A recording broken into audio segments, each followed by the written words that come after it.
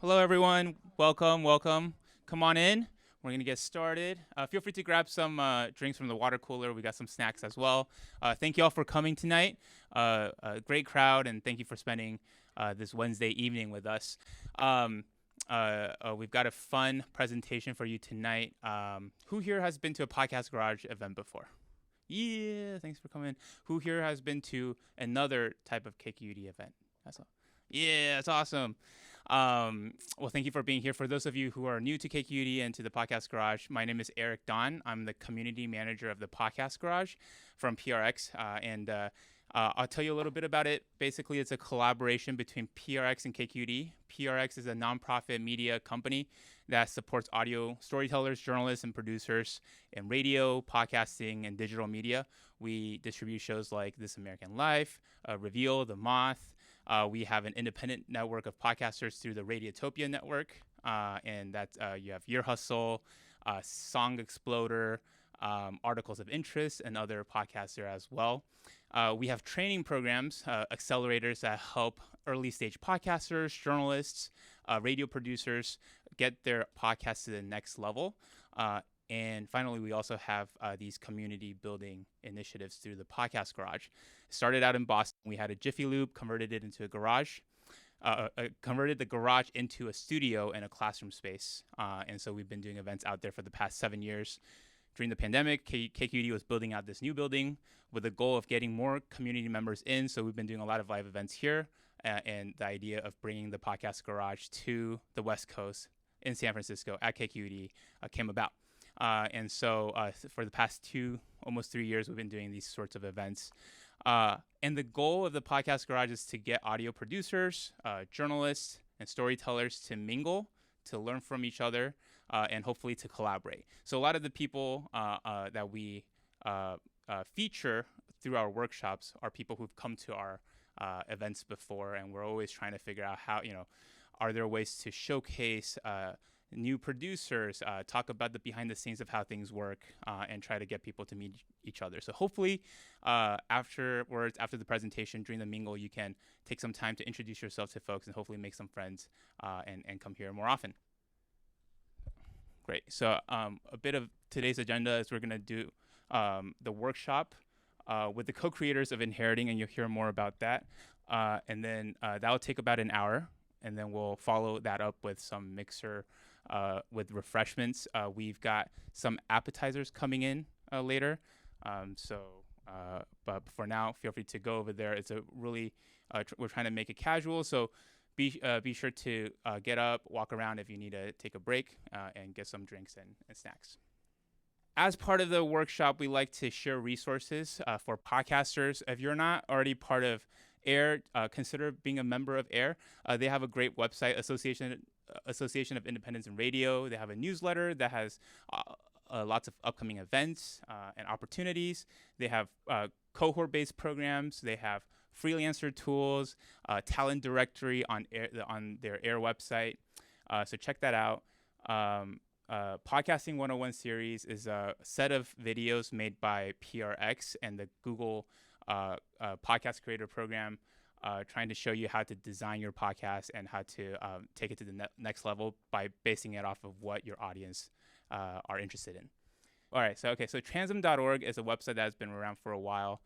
They talk about the art of podcasting, the business of podcasting, and the craft of podcasting. So there's a lot of articles on there.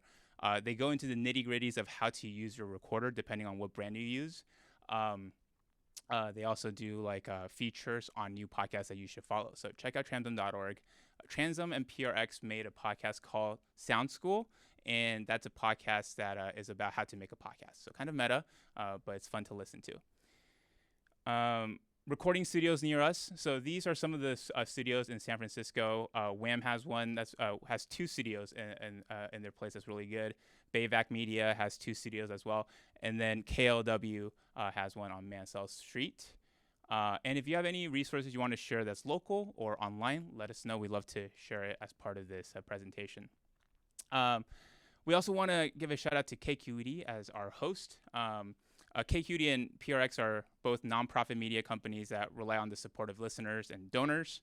And so If you're not a member, please consider being a member of KQED. Members get perks, discounts to events, cool opportunities, special member-only events, etc. This is a public event that's happening tomorrow at KQED.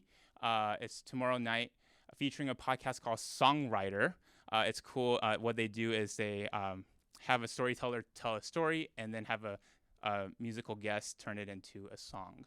And so we're going to see it live with Susan Orlean, who is a best-selling author, and a local musician, Diana Gameros, who will perform a song based on the story that Susan reads. So definitely check it out. It will be in person in the Commons downstairs and also will be live streamed. And that's a QR code if you want to sign up for the event. Great, cool. So who here has listened to an episode of Inheriting? Nice. Me too. If you haven't yet, definitely check it out. Let me pull up the QR code.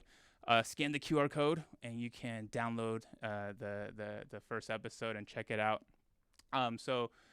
What we have here today is Anjuli and Emily are the co-creators of Inheriting, which came out in May, and this is a series that focus on the stories of AAPI families and life-changing moments in their family's history. And so you'll hear some audio clips. They're about 2 to 3 minutes long. And so feel free to jot down any thoughts you have as you listen to these clips. We'll have a Q&A at the end, so you can save your questions for the end of the hour. They'll show the clip and talk about the behind-the-scene process, and also, what is it like? How do you interview families when the stories are vulnerable or about memories from the past? So without further ado, please welcome Emily and Anjuli. Hi. Thank you, Eric. Well, thank you for the lovely introduction. I'm going to have a lot of gizmos and gadgets in my hand, and hopefully it goes smoothly, so I appreciate all of y'all. So how's everyone doing tonight? Good? Yeah? That was way better feedback than my 8th grade graduation when I asked that question, so that didn't go over very well. But hi, so I'm Anjuli Sastry Krbechek. I'm the co-creator of Inheriting, and this is Emily. Emily, do you want to introduce yourself? Hi, I'm coming in from above like a giant specter. It's so good to be with you all. Thank you so much for coming out tonight. Yeah. So Emily is based in DC, and of course I'm here in the flesh in the Bay Area. So this is actually legit how we work every day. So you're really getting a taste of that. Yeah, we know each other's like every Zoom micro expressions at this point. Yeah. It's like a very beautiful creative soulmate type relationship. Maybe your creative soulmate is out here tonight. I don't know. Maybe you're looking for them and you're going to find them tonight. For the show. Yeah. But yeah, thank you so much for being here. It means the world to us. So I saw some of you in the audience have listened to a few episodes, which is really exciting. And we're here. You might hear some clips from episodes that have already come out. But also there will be a sneak peek to future episodes. But basically, like Eric said, Inheriting is all about how the past is personal, how history feels, and we explore one event in Asian American and Pacific Islander history and how it ripples through a family, and it's all through intergenerational conversation. So, Emily, do you want to add anything? So this show also, Anj, how's my level? How's the audio? I feel like, could we go a little higher, okay? maybe? We could go higher? Yeah. Okay. Audio people. Yeah, I'm a fan of that. My hearing is terrible. I'm an excellent listener, but this industry has destroyed my actual hearing. They so make us do hearing tests. First tip, keep those levels low because you got to protect, these are the golden ears, right? But thank you. I just want to say thank you so much again to PRX Podcast Garage and KQED for having us. I really admire the programming that KQED has done. I know there was an event a month ago about Asian American mental health. And I'm not going to lie, this show absolutely came out of questions that Anjuli and I had about our mental health and about family and about what happened 20, 30, 40, 100 years ago and what that has to do with us today from like the most personal of stances, like your relationship with your dad or how you conceptualize success, how comfortable you feel taking up space. What does history have to do with that? And how can history be a kind of inheritance that's intangible? Like a lot of people get objects passed down to them, maybe jewelry. Maybe you've never had anything passed down to you because of what happened to your family from before. But what about the things that aren't objects, that are just like feelings and ephemera and dynamics and behaviors and like gut instincts? Where do those come from? And so this show is trying to answer that question through the thing that audio does best, which is interviewing people.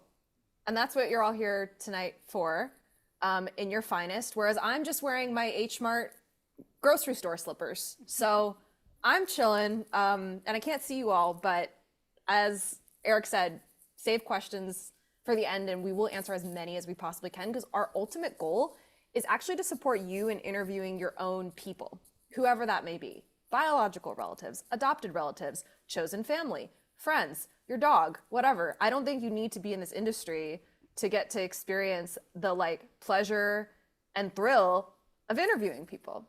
So this is kind of meant to encourage you to start that passion project you've always been wanting to, that maybe is like a, I won't use the word interview if that's too intimidating, but maybe is like a conversation-based project. We'll call it that. And Emily did do this firsthand, actually. She worked at StoryCorps, and she also interviewed her dad for a previous series that we both worked on. So some of that comes into play in the podcast. And we also have resources on our website about how to get started interviewing your people, like Emily said. So we'll shout that out toward the end of the show, or towards the end of the event tonight. Yeah. It's called the Inheriting Resource Guide, if you look it up. And the show is also, one other thing worth mentioning is like, in addition to being a deeply conversational show, it's very much a community show. So for people who care about podcast business side, this show is entirely supported by individual donors, by individual sponsors, people who just believed and wanted a long form Asian American and Pacific Islander history show. We are starting to gather funding for season 2. And then as far as like production, it's produced by LAS Studios. It's distributed by the NPR network, of which KQED is a part. And it's very much like a public media show, but takes from like all kinds of inspiration, which you'll see when you listen. Yeah. So I guess without further ado, we can hear our first clip. So I'll wave the magic wand. Eric, help me. It seems like a question of, oh, Yeah, you got it, dude. Anjuli, yeah. This is the producer with the, Anjuli, no, senior producing this moment. He clicked something over there, so I didn't. Oh, do, so yeah. you think you you're... you might have to stay there. I don't know. Okay, well, our first, this is our normal. Like, I hope this makes you feel comfortable, because we're just giggling all day. Okay, so our first clip is from episode 3 of the show. This came out last week. This is Victoria Uch and her dad, Bo Uch. They are both based in Long Beach, California. So we traveled all across Southern California and also a little bit of Northern California, where I'm from, to do our interviews. And so Victoria and her dad, Bo, based in Long Beach, and Bo actually survived the Khmer Rouge, grew up under the Cambodian genocide. He was 4 years old when the regime took power. And his family, along with 2 million others in the capital city of Phnom Penh, were evacuated to the countryside. And so Victoria wanted to know how her father became such a kind person, how he raised her with such compassion after, witnessing these atrocities as a kid. And so that's the whole kind of crux. That's how she came to us. That's kind of the crux of the episode, is her interviewing him. And Emily will get into some of that technique and how that worked after we hear the clip. And I just want to preface by saying, he grew up under very difficult conditions, and the episode gets into some hard stuff about what he faced as a child. Emily, do you want to say anything else about the clip? Yeah. How we found these 7 families, if you've listened to some or all or none of Inheriting, don't sweat it. It's an emotional marathon of a show that I think one should pace oneself for, considering everything that's going on in the news. But I do think we try to take care of you as you're listening. and ask the question of like, what happens to generations after these events in the news? Genocide has happened before. It happened in Cambodia. How does it affect Cambodians today? That's like the honest heart of this episode. How we found this family is our show put out an open call, like an elevated Google form, for anyone with a question about these like 12 historical events that we felt were really significant to US history and world history. If you had a question about that event as it related to your family, we wanted to talk to you. When Victoria sent in her submission, we thought, this is just too heavy. How could her father want to talk about this experience? But to our surprise, Bo did. So he's talking about family separation and loss, and again, the kinds of things you see on the news. But as a survivor of that, and as someone who was like willing to open up about that, to kind of like, these are Bo's words, help humanity. He wants humanity to understand what it's like to go through something like this so that we could be aware of it and prevent it from happening in the future. That was like the honest place from which he's approaching this interview. So just know you're in good hands, and Bo was sharing all this really for you all. And it's audio, so you don't have to look at if you need to put your head down or something or listen. Do your thing. Bo's most vivid memory from that time was when his mom called him over to a hole in the rice paddy. There was a snake inside. She knew that I'm not afraid of water lily snake, and she's a devout Buddhist, but because of hunger, she told me that there was a frog inside the hole in the rice paddy. So Bo stuck his hand in the hole to get it. Instead, he grabbed the snake. The snake resisted until suddenly I pulled and I tossed the snake up in the air. And then when it fell down on the ground, and my mom just closed her eyes and beat the hell out of that snake just to feed her children, you know. I love my mom, you know. They took her in 1977, and I didn't have a chance to say goodbye to my mom. Bo thinks he was 7 when the regime took his mom and his baby sister. There was no grown-up around to explain their absence. Just Bo and his 3 other siblings left on their own. We didn't know where our parents were, and we were so excited, like hopefully they would come one day. You know, they never came.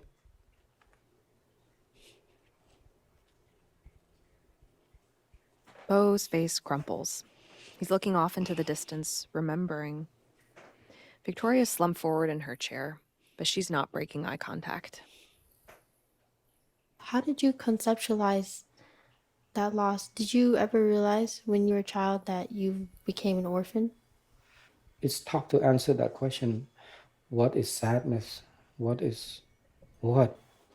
When you suffer this kind of thing, hunger is not the worst. You know what was? Cold. Very cold, because we only had 1 short and 1 shirt.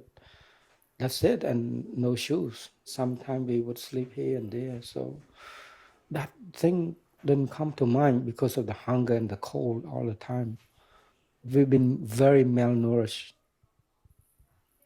I see Victoria's eyes widen behind her glasses, taking this all in. So I jump in. When you were a kid, after your mom was taken away, who took care of you? What happened? They just threw me into a children brigade. That was it. Just like the rest of all the kids. So that is Bo's story. And, you know, like Emily was saying, the way we found Victoria was she submitted her story to us, but there was a lot of work that we actually did as a producer, you do a lot of pre-interviews before you actually go in and do formal interviews with folks. So we worked with Victoria to come up with questions that she had wanted to ask her dad. And there were certain events and instances of the story that we just didn't want to get into because Bo didn't want to go there. There were boundaries that we set. We actually worked with a consulting psychologist because we didn't want to re-traumatize Bo at all when he was trying to revisit some of these events from his life. And the other part about who we chose and how we worked with folks was they had to have done a certain amount of processing of the event already. So in this case, Bo had already started talking to Victoria a bit beforehand and was comfortable approaching the subject. Emily, you want to go ahead? Yeah, so how this applies to you all. Also, if the Khmer Rouge, the Cambodian genocide touched your family, or the events surrounding the Vietnam War, like, we're especially with you listening to this. I think that it's one of the, at least outside the state of California, one of the most seldom taught moments in history.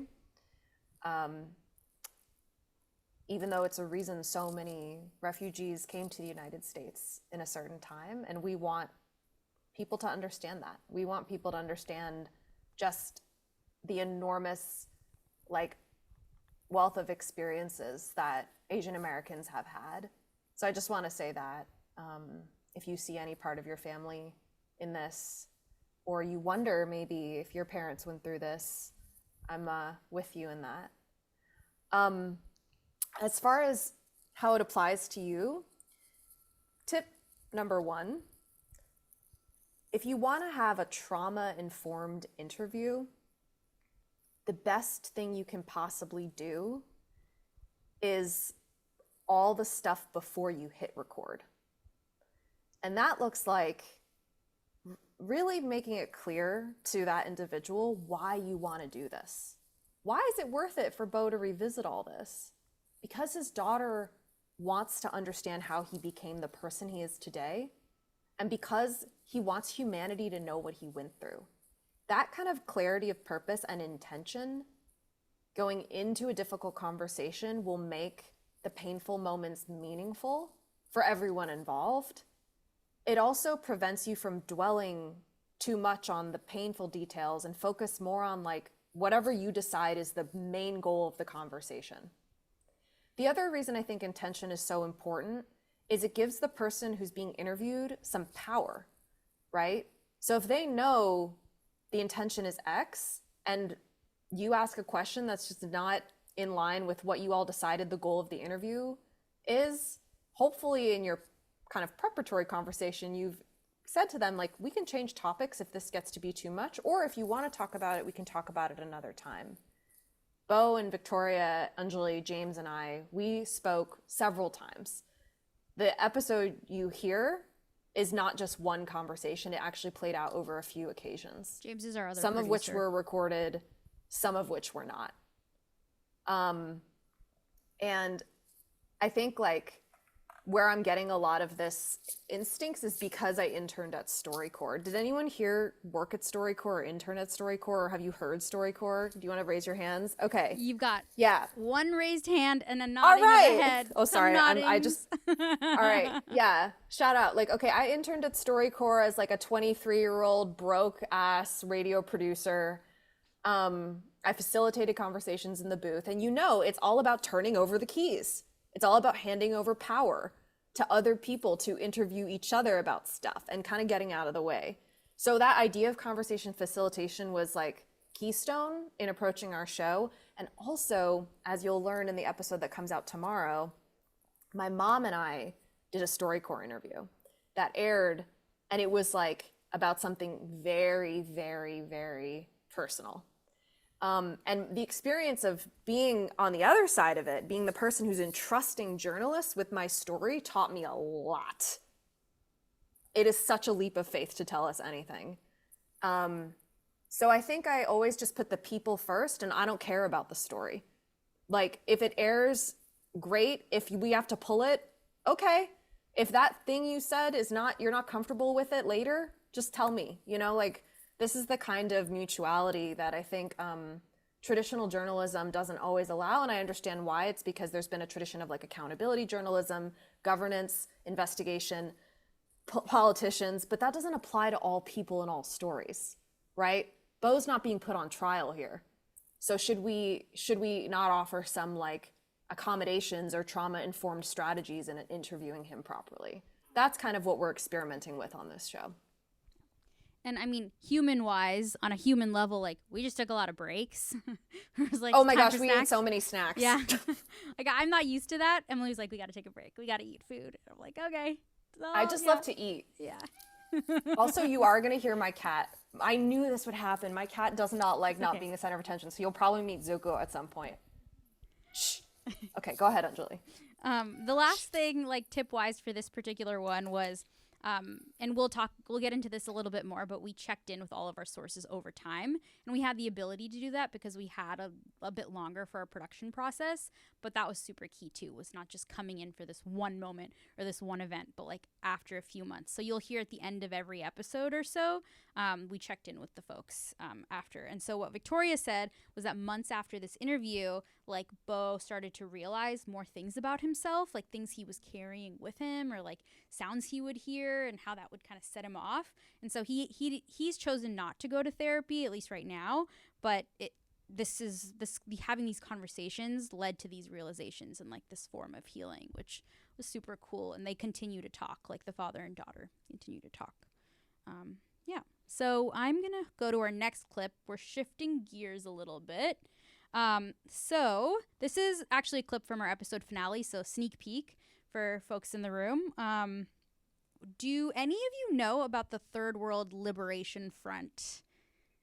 Right here in San Francisco. Can I get a show of hands? Are there hands? Okay. I got like 4 people. Okay, so that history is so pertinent to being here in San Francisco. It was this diverse coalition of student and community groups and Vietnam War protesters who led the longest student strike in history. And it's responsible, in part, there are other things that happened as a result of the front as well, but responsible for why ethnic studies exist in schools across the country, in universities across the country. And this episode is in particular focused on one figure in this movement who not many people know about. His name is Patrick J. Saliver. And in this particular episode, and the clip you're about to hear, takes us to the front lines of the student strike. So, I'm gonna hit play. Over the next few days and weeks, the protests grew. Police in full riot gear sprayed mace and swung batons at students. More students quit class and joined the strike. At first it was really like crowded in the student strikes. And the strike leaders agreed the next time police tried to arrest a protester, they would all intervene. I am the San Francisco Police Department. The persons demonstrating here are unlawful. Tactical squad comes and arrests somebody, okay? And it takes them off. How come nobody's doing it? How come no one's trying to stop this arrest, you know? And he threw something towards the police line, and it hit this cop on his helmet. And you could hear that whack through the entire campus. So I turned around to run, and everybody was gone. There was nobody to hide behind. He was the only one there, and so all these cops were descending on him with their batons out. These cops, you know, were gonna have a beating party. And all of a sudden, he said this nursing student jumped on his body, and she was Caucasian. And that stopped the tactical squad, you know, from hitting me. Pat and students like him put their very safety on the line. And after a months-long bloody saga, the strike leaders reached a deal with the administration on March 21st, 1969, and got some major wins. The school agreed to admit more non-white college applicants in the fall and established the nation's first ever College of Ethnic Studies. The students at San Francisco State inspired movements at bigger schools like UC Berkeley and Columbia University. That funds be allocated for the implementation of the Third World College. and say the students of Columbia Controlled by University Asian will people. not be students B. in a university that exploits black people. What Pat did was visionary. He was part of a generation declaring that the things happening in Black, Indigenous, and immigrant families of color were worth scholarship, and doing the work we call intersectional coalition building today. And it goes beyond Filipinos. Because of Pat and student leaders like him, there are now hundreds of ethnic studies programs in the US. But for someone so vocal in his beliefs, so effective in his organizing, the shocking thing about Pat Saliver is his invisibility. There are no murals of him on campus. He's a hidden figure known only by members of PACE and Nicole's family.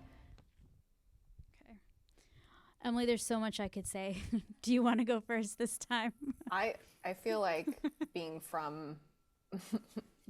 being in the Bay, you should go. Okay.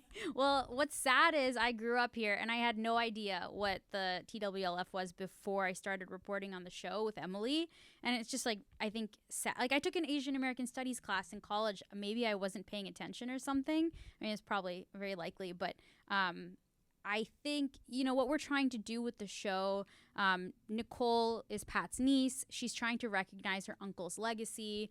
They're co-telling the story together, which is another hallmark of this show. But I think that's also how you learn about history a little bit differently, is when someone's relaying this information to you through a conversation. And oh my God, that I can keep going, but what I love most about my job and what I love most about this episode, and I bring this up every time we talk about it, the archive tape. Like, shout out KQED, actually. KQED helped us get this tape, but that SFP, did y'all hear that? The wild, when I heard that, I was like, I stopped in my tracks and made my husband, like, he's my guinea pig, so I made him listen to that. I was like, how am I going to mix this? I was very, very excited. So if you want to talk more about sound design after, I'm happy to talk a bit more about that. But I think, in terms of techniques of the show, and Emily can talk about this a bit more, Nicole had actually interviewed Pat already. She had done the work before we had met with her, and it was about bringing in this little known moment. Like, not many people had known this history, so how do we weave in this archive tape? How do we weave in these two people together talking as though you are in the original recording itself? So we wanted to recreate that moment for you so you would feel like you were there on the scene. And yeah, I'm going to throw it to Emily. What is also really, do we want to give it away? I mean, they're not Let's telling give it away. Yeah. This All is right. a small room. What's also Okay. emotional about this tape is that Pat is no longer alive. So he passed away less than 5 years ago. And perhaps some of you are in that position where there's someone you actually really wish you had interviewed or like never even met before, but they're gone. And you weren't like Nicole, you didn't record these conversations before that person passed. And I think that there's always ways to bring a person like back especially through audio. And if Nicole didn't have these recordings, I think what Anjuli and I would have done is interview friends of his or family members of his, or search for any archival to kind of like recreate what it would have been like and assemble that moment through the kind of like 360 cinema of like people who knew and loved Pat, to co-tell that story together. Now, fortunately, we had this audio of Pat, but what I love about it is how Anjuli produced it is like, because Pat and Nicole are telling the story, she also has inherited the story, right? Like, she knows the story well enough that now that he's gone, she can tell it without him. And we only mixed them together because we knew it would sound really cool. But like, that's inheriting an action, is Nicole like learning the story well enough herself that she and others who knew Pat, they could have honestly done it on their own too. There's just so many ways to get creative with revisiting the past. And like archival is one of your absolute best resources. There are a lot of like audio archival services through universities. UCLA has a great one. Member stations are awesome. Like newspapers, you just never know who has what. And so I kind of consider it like the treasure hunting that can A lot of treasure hunting. make for like headaches for some, and then for others they're like, this is my favorite part, I just want to search for archival. But gosh, does it pay off? It really does pay off. So don't be discouraged if you don't have that one element you think you need. I promise you there will be something else. Like limitations create opportunities. And I can, after this, I can share a list of like places that we referred to where we found some of this tape. And one other thing I want to point out, one other technique for those of you who are in audio or like other trying to work on your own podcast, or maybe you want to do something with a family member's recording. We left, I don't know if you heard, Pat is laughing as he's telling that story, because that's how we process stuff. Like that's normal. Like there's instances of joy and laughter. And sometimes that's also how people cope. That's how I cope with the difficult stuff. But it was important for us to leave in those moments because it was raw, and not just like relaying the moment to you or like relaying a sentence to you. It felt very natural to the pacing and the tone of that conversation. So now we're going to go to our next clip. This episode came out last Thursday. Thank you, Eric, for all the technical stuff you're doing back there. So this is Bao Trong. I love Bao, the wind in Bao's hair is very like album cover. I think this might be our most album. All these photos were shot by Samantha Helu Hernandez, who's super, super duper. Anyway, go ahead, Anj.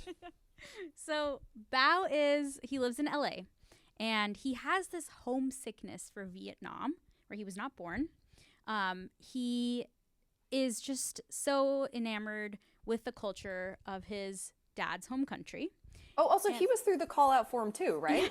Actually, yeah. Nicole also was. Yeah. All these people, do you want to talk they found about, us. Do you want to talk? Yeah. So the call out form, we didn't just put this like special website onto the internet. We sent it to like, Anjuli sent it to, I mean, all together, we sent it to like what, over 100 nonprofits? 300? No, we sourced with 300 community organizations throughout California. It was exhausting. So, but we found these folks. sharing it. Like and that's like, I mean, that's part of the work that we do is like the outreach.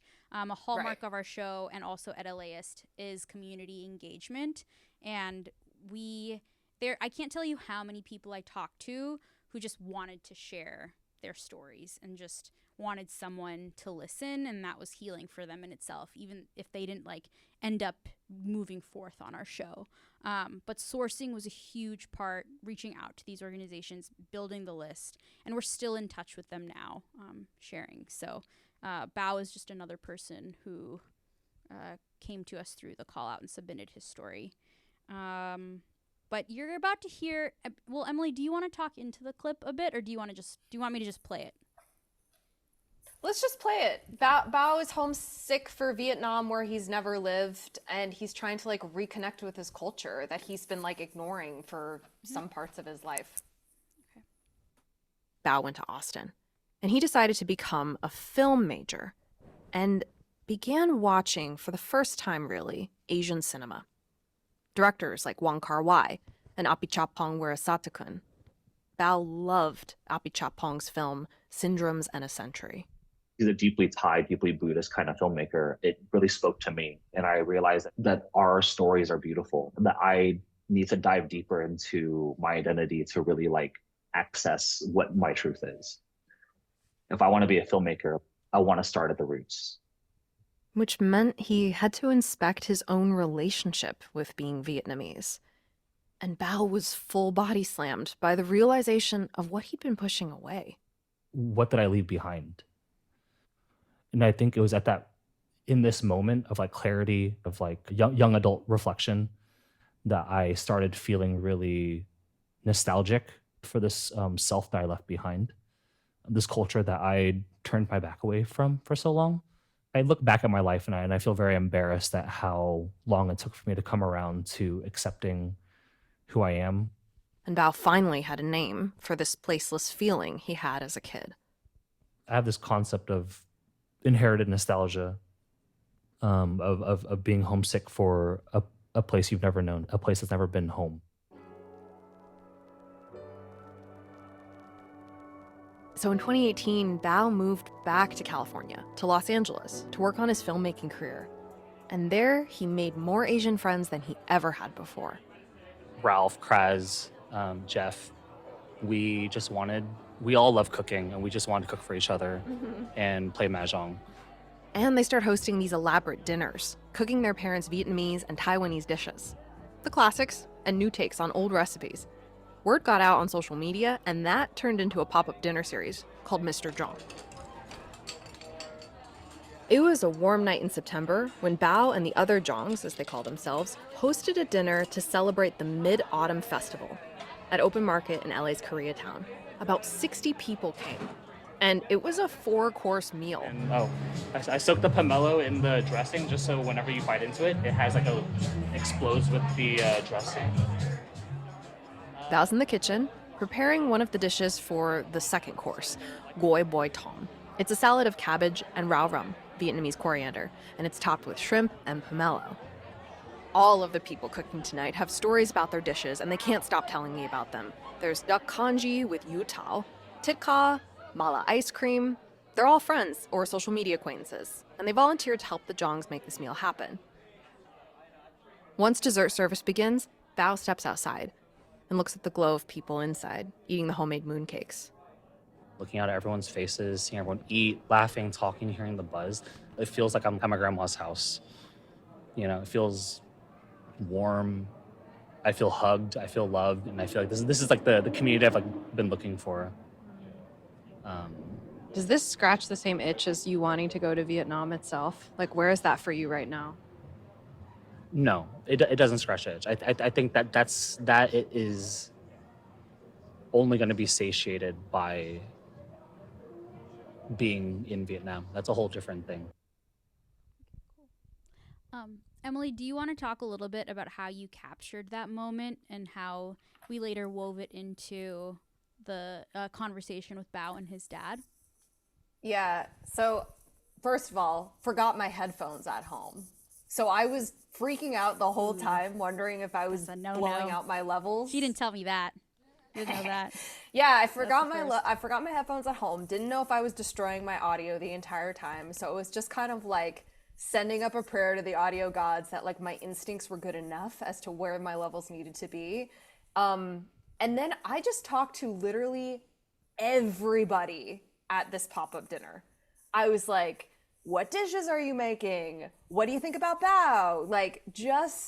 And I was a member station reporter for several years in Alaska at I almost said KCAW in Sitka, Alaska. It's like my favorite place in the world. And what I learned from being a member station reporter is like, just talk to everyone.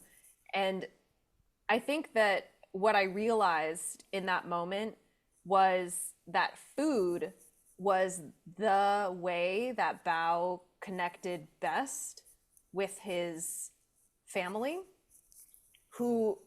several of whom were left behind in Vietnam when his dad basically stole a plane during the fall of Saigon to like get out because his life was in such danger as a pilot who had allied with, the Americans and then lost the war. So he left behind his like mom and all the siblings. So Bao, when we were in the kitchen, he was making his grandma's, he was making like a salad that was a variation of his grandmother's recipe that was using pomelos. Pomelos were these trees that grew in her yard that he always associated with her. And I'm sharing all this because what I think I've realized about interviewing is, this is kind of like tip number 3, if you want to make something feel really universal, the way to do it is to get like really, really specific. Like find that thing that's somehow an object that represents an idea that is like so core to who that person is. For Bao, in this moment, it's pomelos. And so I kind of just kept asking him about this pomelo salad and his relationship to his grandma. And like, what do you think she'd think of you doing all of this? And then by the end of the night, he kind of knew that's what we were talking about. And you get that great tape where he says, I feel like I'm at my grandmother's house.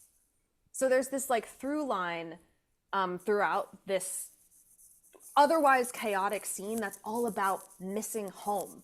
It's all about missing people. It's all about using food as like a way to like get to the people in the home that was lost. And I was doing it in my interview by just asking him about a salad. And we don't really talk about the salad. You might have heard a moment where it's like, I'm soaking the pomelo in the blah, blah, blah, blah, blah. It didn't matter because I used that as a question to then lead to something bigger that I asked him about later, which was like, how does this make you feel? What does it evoke for you? Does it evoke a feeling of home? And I just kept asking about home. And that's kind of how we got that tape. So yeah, you want to like paint a picture of a world that's so specific. It evokes universal emotions, and you want the listener to feel like they're an insider in the world of Bao, like they get Bao. And that's like something that like really good movies do. You know, they get like hyper specific. Like think of like E.T. with Reese's Pieces. Like it's so weird and specific, but you like know what E.T.'s trying to do, or what Elliot and E.T. are trying to do in that moment. They're trying to like make a friend through candy or whatever. Like there's something about getting really specific when you're trying to convey something universal. And I'm always like looking for symbols to help me and the person I'm interviewing find our way. Otherwise, it's way too abstract, and it's like, what are we even talking about? So I think talking in metaphor can sometimes help, especially when vulnerability is kind of difficult. Yeah. That might have been a very high-minded idea. I don't know if I'm making any sense, but if you like metaphors, this technique might work for you. Eric, how are we doing on time? We good? Should we 10 more minutes? Okay, cool. I think we have 10 minutes, which is We perfect. want to leave time for questions, so Yeah. I promise we will get to them. Please note them down if you have them. Okay, so I'm going to go to our last clip. And in this one, what's an important part of our show. I think often when you hear AAPI stories, you don't actually hear the PI. Like you don't hear communities, Pacific Islander communities really represented. They're often overlooked within the broader AAPI conversations. So we have episode 7, which comes out in a couple weeks, is all about Leilani Wihongi Santos. And, it's her getting deep on what it was like to grow up. She grew up on Guam, and she, learned history. Like what she was taught was that the U.S. saved her island. And it turns out that things are actually a little bit more complex than that. And so she is in conversation. Oh my God, I haven't even changed the screen. There you go. There's Leilani and her grandpa. So they're the crux of this episode, their conversation. She's trying to ask him a bit more about how her family was affected by Imperial Japan's occupation of Guam. And this is the history she's learning a little bit more about. She realizes that the history is a bit more complex as she grows up. And you're going to hear a bit more about that family story that I just alluded to and how these two things are connected. Leilani wants to talk today about the system of sexual slavery and institutional rape carried out by Imperial Japan soldiers before and during World War II. It impacted their family. The euphemism for this is comfort women. Imperial Japan's decade-long sponsorship of this system makes it the largest case of government-sponsored human trafficking in modern history. Japan's current government has not fully acknowledged that this happened. A majority of the victims came from Korea and China, though victims were from countries all over Asia, in territories occupied by Imperial Japan. Remember when I went to Korea to study the comfort women? Yeah. And then when I came back and we were talking, you were like, actually, we had that in Guam too. Yeah. Like I had a concept of it, but I didn't know it affected our family very specifically. It was never really talked about. Like one of my aunts, her and her husband, when they got married, It wasn't a wedding that was celebrated. It was real hush-hush.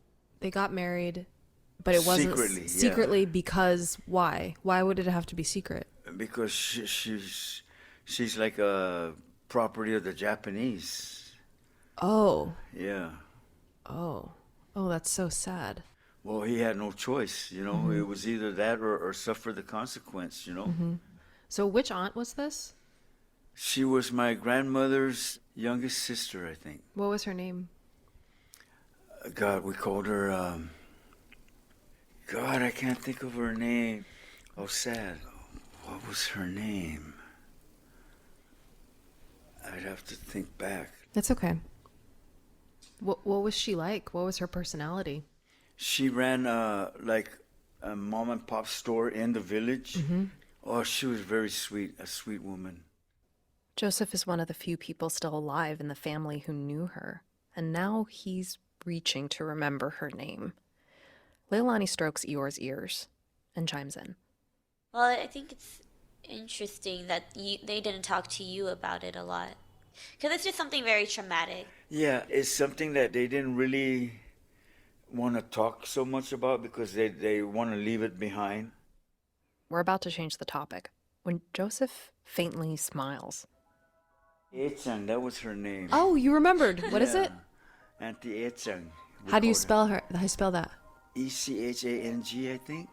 Okay. Echang. Echang. Yeah. Joseph later told me that this was the part of the interview he was most proud of, that he could recall Auntie Echang's name. It was a history that was almost lost, but wasn't, because Leilani is asking him now. God, that moment, that was one of my favorite moments. Can you imagine what would have happened if Leilani didn't ask? Like, it's like a modern day say her name, you know? Like, oh, it just gives me chills. Yeah, Emily, do you want to say a bit more? I think the lesson from this moment is that, how do I put this? When this happened, IRL, right? It's me, it's the producer James, Leilani, and her papa. He's in his 70s. He's trying to like remember this woman.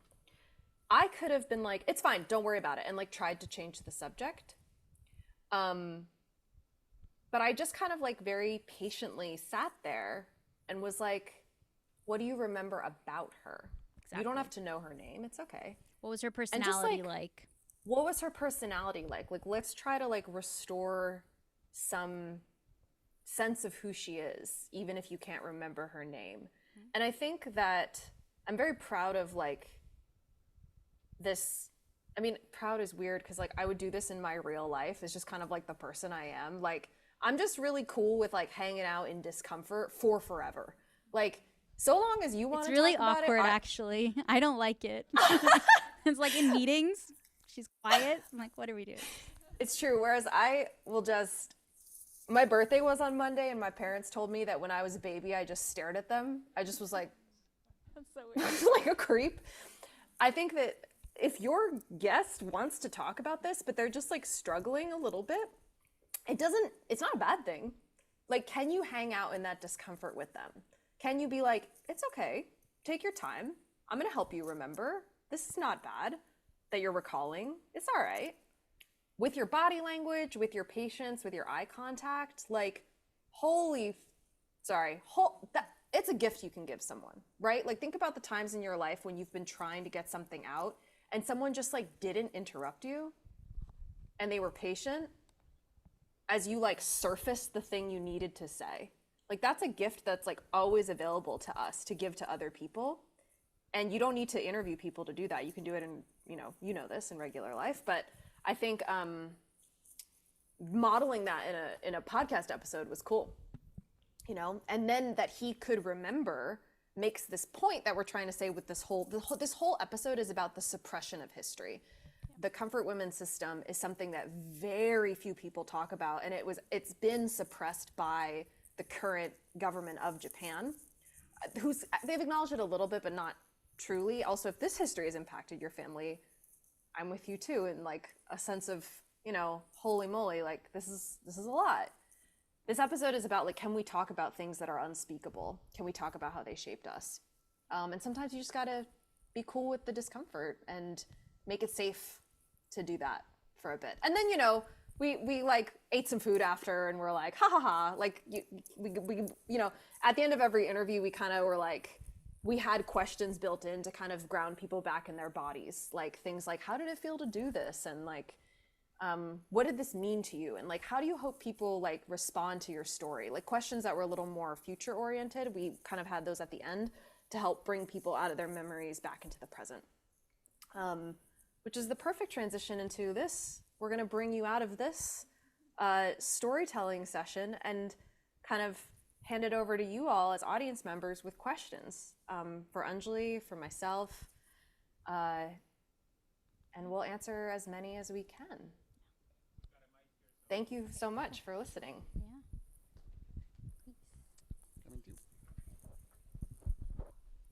Thank you. And I can't see you. Yeah, that was awesome. My name is Kate. Hey, Kate. Hi, this is awesome. I have a question about working with the consulting psychologist. Is that right? At what stage did you bring them in? Were they like part of the prep process? And then also like, what was sort of the most surprising thing they had you change in your approach? It sounds like you guys are thinking about it slightly differently than the quote unquote like traditional journalism. That was cool to learn about how you sort of left more space and offboarded people from the conversation. Like what was surprising about what they told you about how to approach this in a trauma-informed way? And what stage did you bring them in? That's a really great question. Well, we shout out Sherry Wang. She's actually based in the Bay. And we brought her in. Emily knew her from, Emily does so many things, but is also the former lead of an employee resource group, the NPR Asians group at NPR. And Sherry had spoken at an event, but we brought her in at the beginning, like at the very beginning, especially for the Victoria and Beau episode. It was really important for us to talk to her beforehand. And we had an hour-long chat, right? I'm looking at you, but you don't know that I'm looking at you, Emily. I can this tell. whole time. You're here. Like if I look here, are we making eye contact? See, we're like, look at this. Yeah. Oh, now we are. Yeah. No. Yeah. Creative soulmates. But yeah, so we had like an hour-long consulting call with Sherry, where actually we were just talking about that episode, the Victoria and Beau episode, and honestly, it was like our editor, Sarah, also shout out Sarah who couldn't be here. She's based in Berkeley. But we just really needed to talk about how to approach this very difficult, traumatic event. And again, how we can't re-traumatize Beau. Like that was a super important part of that. And also like we had talked about that particular episode, but we kind of kept coming back to Sherry, like how do we check in with people? What I didn't realize was she's like, there's mental health resources that you can provide after we're done with the interviews and like follow up with that. But Emily, do you remember anything that was particularly surprising about what Sherry told us? I feel like there was a lot in that first phone call. Like I took a lot of notes, but my mind is like... You know, I will say, so I kind of always want to work with a psychologist now on projects because... especially ones that are really community oriented, which Sherry C. Wang, if you've ever followed her work, really is. Like she does so much more than just clinical psychology work. The thing that she really said is pay attention if your guest is emotionally checking out. Like if it seems like they're kind of like disassociating or just getting a little hazy, that might be a good moment to like stop and take a break. The other thing she said is like really to start with like, how do I put this?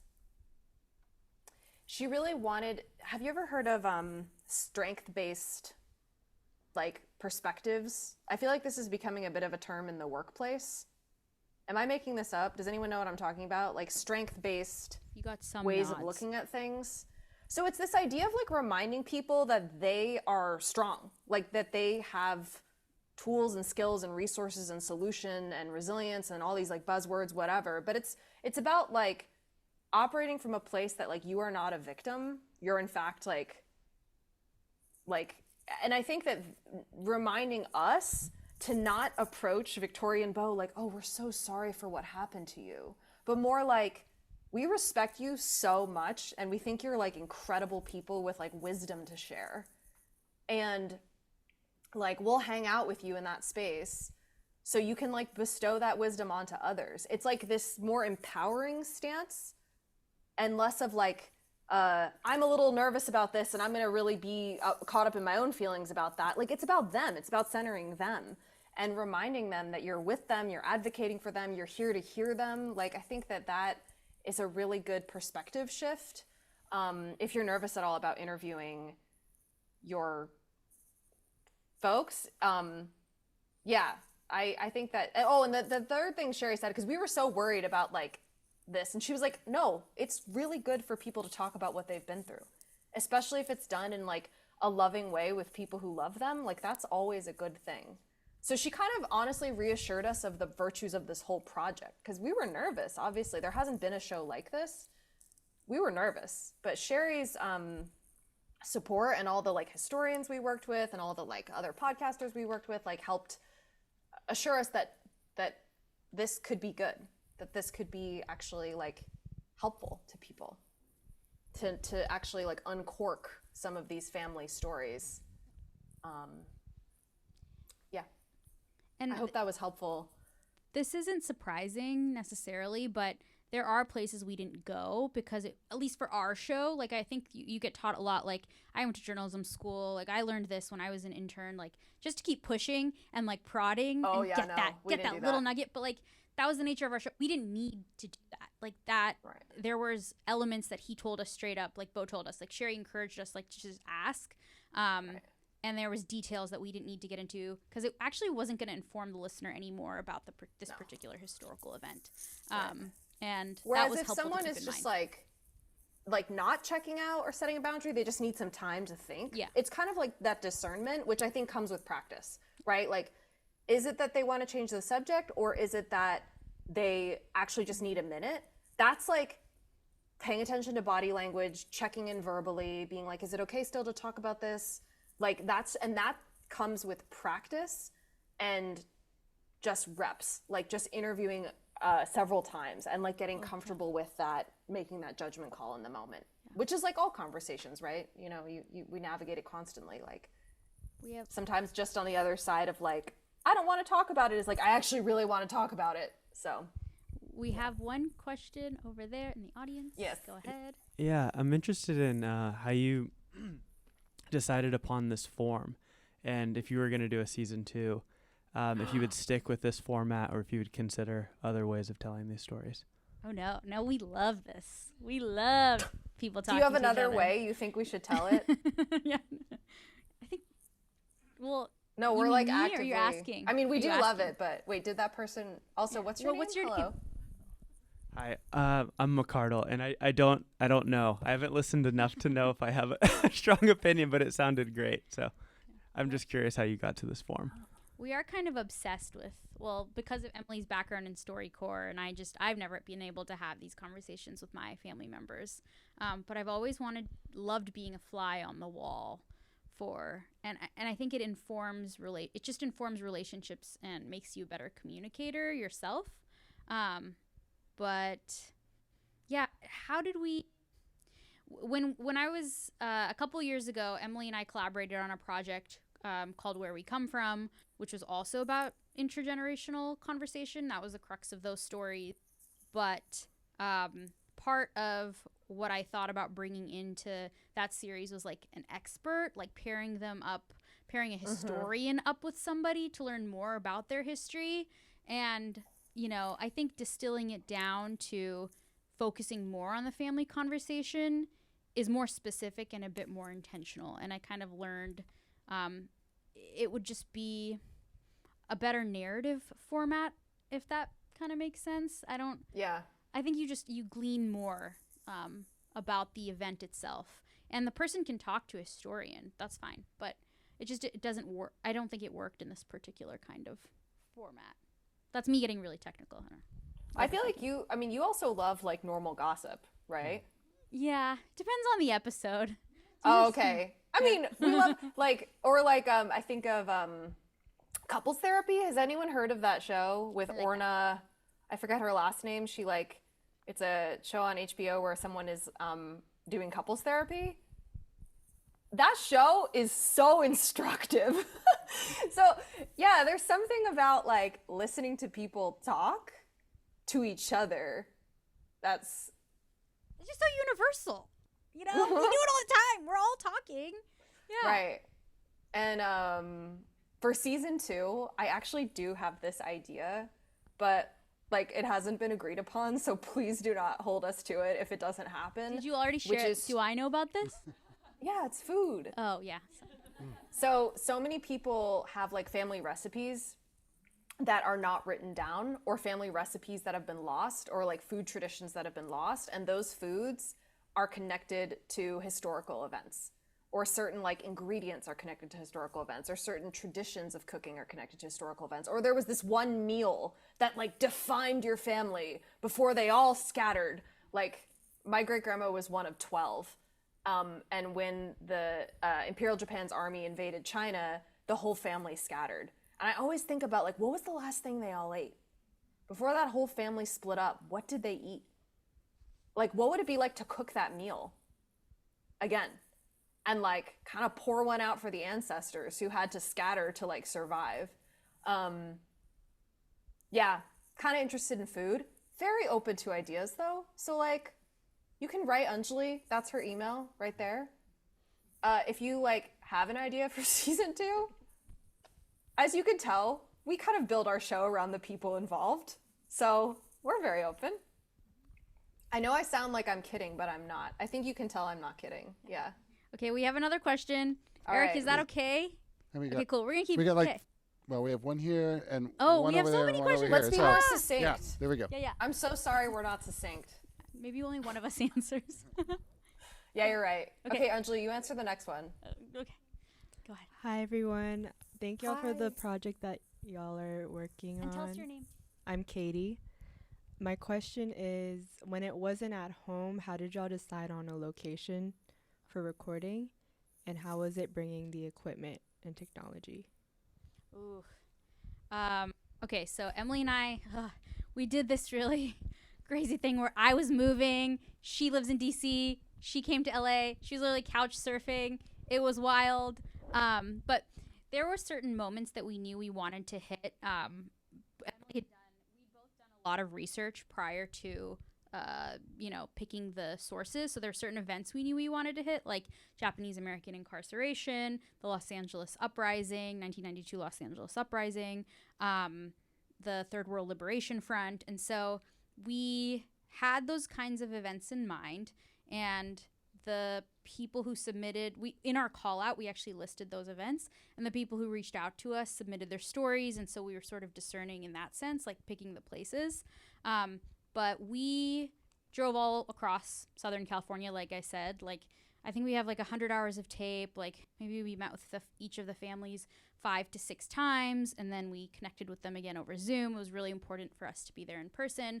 But what's really nice about audio is, unlike video, like shout out some of my video producer friends, there's a lot less bulk.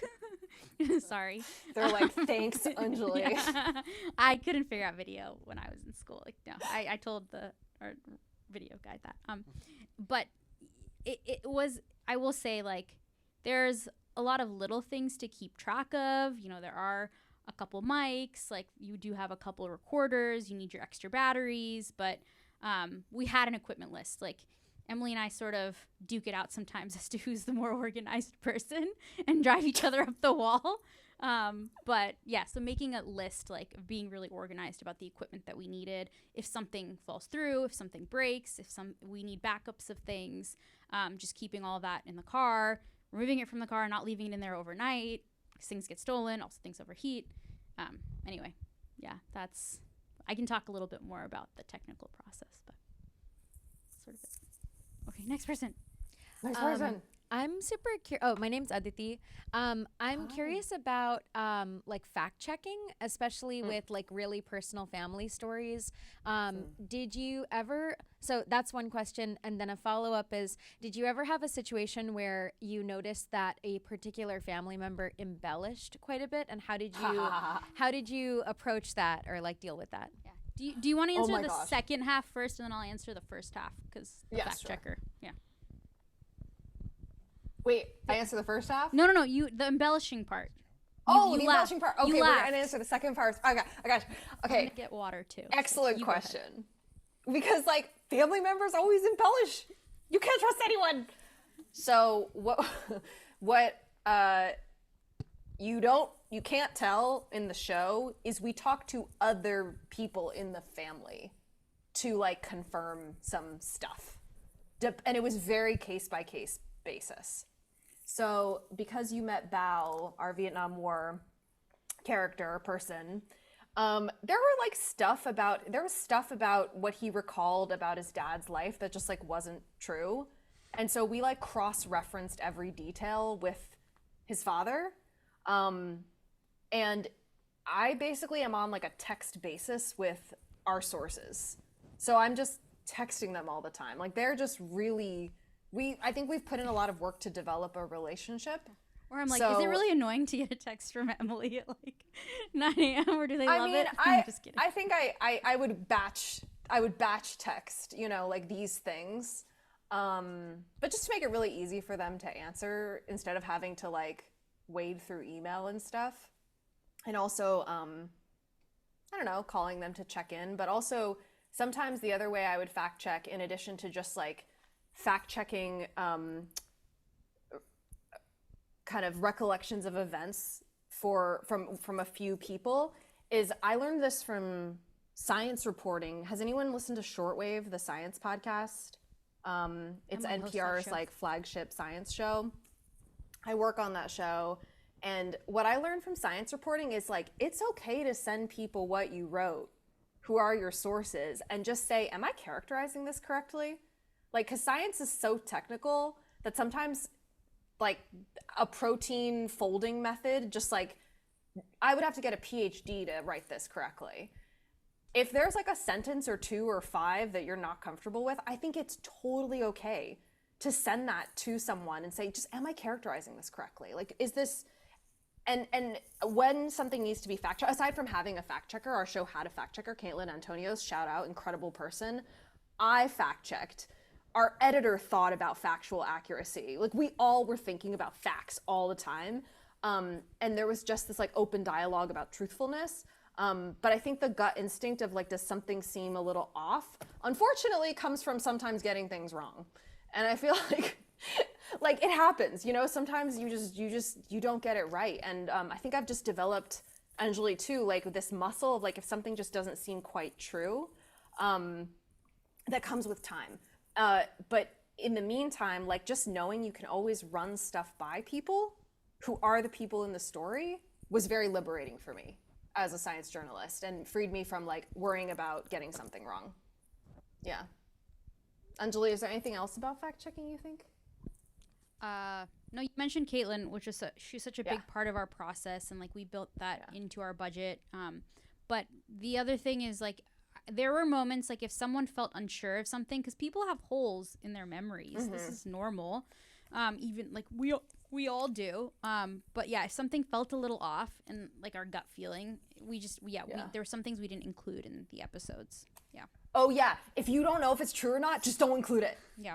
Another thing, or if you, the other thing I think it gets people a lot with fact checking is like saying most, first, last, best. Like a superlative, is it really the most or the first or the best or the last? If you're not sure, just don't put it in a hierarchy. Just say it happened. That like takes care. Oh, names, spellings, ages, like all that basic stuff. So when I fact check stuff for Shortwave, I underline it and then I put footnotes, which I think is becoming kind of standard to like fact check your stuff almost like you're writing a book report. And then you just like footnote where you found it at the bottom. Yeah. So, you So can go Emily back and check Emily your will math add later. like little birthdays of people, and even in one of the last episodes, she's like, "Oh yeah, this person's going to be 35 on May 28th." Like right when the episode comes out on da da da, so we need to but update at the time of the age. episode, it's fine. Yeah. So But that was again, a- like that's just from practice and like messing up so many times in the past. Like I just think that you know, if you make a mistake, issue a correction immediately and implement systems to prevent that in the future and forgive yourself. You know, errors happen. You just try to prevent them.